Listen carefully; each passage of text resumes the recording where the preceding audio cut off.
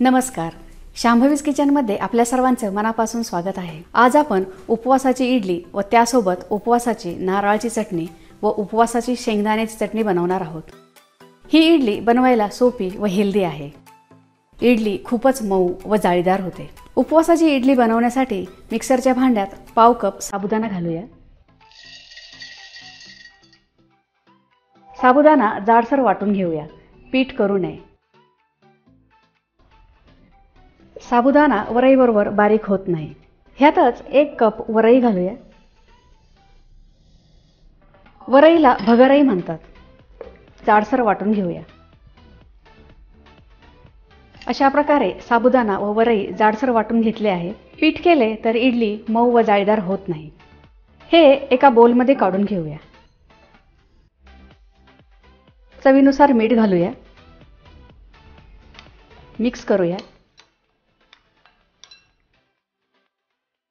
1 cup ताजे दही घालूया. मिक्स करूया. दही रूम टेम्परेचरवर आहे, थंड नसावे.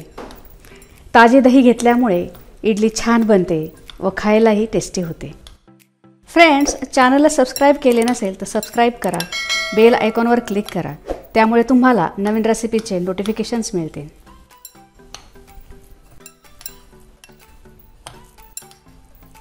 ह्यात आवश्यकतेनुसार थोडे थोडे पाणी घालून मिश्रण तयार करूया.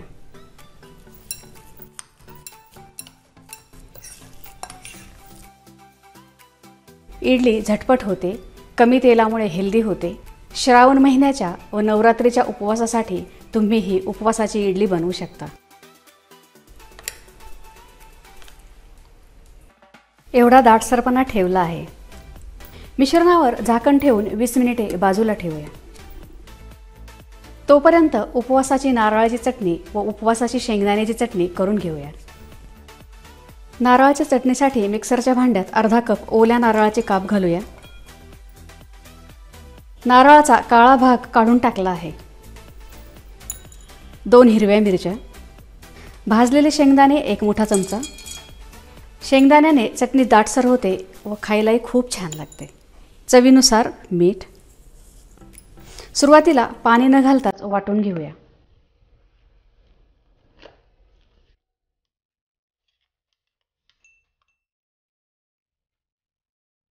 आता आपण पाणी घालून वाटून घेऊया.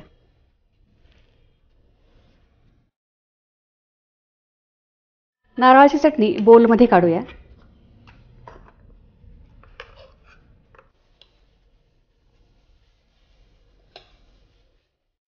आता उपवासाच्या इडलीसोबत खाण्यासाठी शेंगदाणा चटणी बनवूया.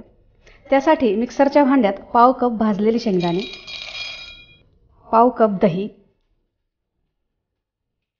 2 हिरव्या मिरच्या, चवीनुसार मीठ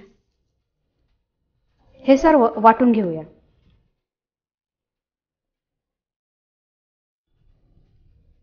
शेंगदाणे चटणी बोलमध्ये काढूया.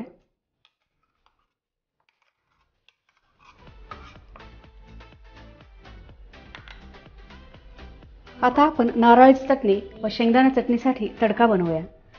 त्यासाठी तडका पॅनमध्ये 2 मोठे चमचे शेंगदाणा तेल घालूया. शेंगदाणा तेलाऐवजी तूप वापरू शकता. तेलात 1 छोटा चमचा जिरे घालूया. तुम्हाला उपवासाला जिरे चालत असतील तरच घाला. जिरे तडतडले पाहिजे.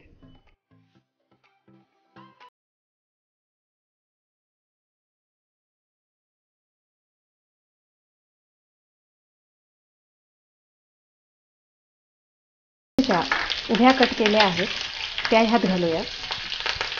गॅस बंद करूया.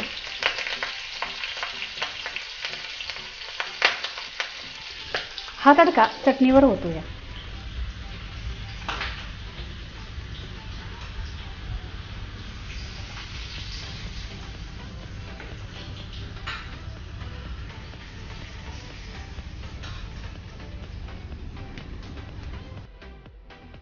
आता इडलीच्या साच्याला शेंगदाणा तेल लावूया.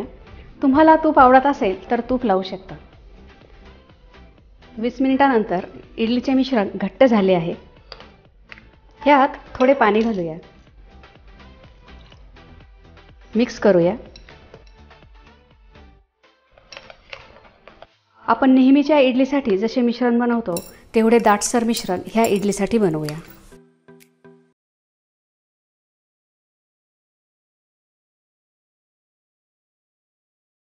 इडलीसाठी मिश्रण फार घट्ट किंवा फार पातळ नसावे। मिश्रणात अर्धा छोटा चमचा बेकिंग सोडा घालूया। एकाच दिशेने मिक्स करूया।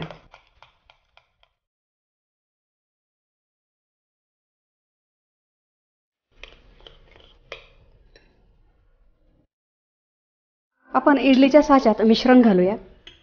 मिश्रण खूप भरू नये। इडली बनवण्यासाठी साचाच पाहिजे असे काही नाही। छोट्या वाट्या किंवा छोट्या प्लेटमध्ये सुद्धा इडली बनवू शकता। अशा पद्धतीने सर्व मिश्रण इतर साच्यामध्ये घालूया। इडलीच्या भांड्यात 2 ग्लास पाणी गरम करून घेतले आहे। ह्यात इडली प्लेट्स ठेवूया आणि 15 मिनिटे वाफवून घेऊया। गॅसची फ्लेम मीडियम आहे। 15 मिनिटे झाली आहेत। इडली प्लेट्स काढून घेऊया। थंड होण्यासाठी बाजूला ठेवूया। इडल्या थंड झाल्या आहेत। सुरीच्या सहाय्याने हळूच काढून घेऊया। थंड झाल्यामुळे त्या सहज निघतात। इडली छान फुगली आहे। गरम असताना काढली तर इडली तुटण्याची शक्यता असते किंवा व्यवस्थित निघत नाही।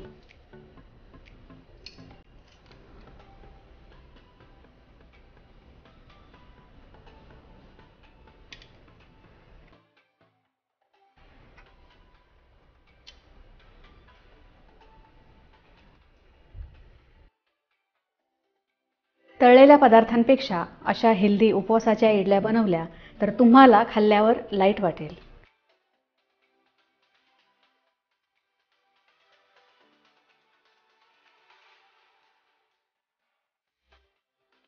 एक तोडून बघूया।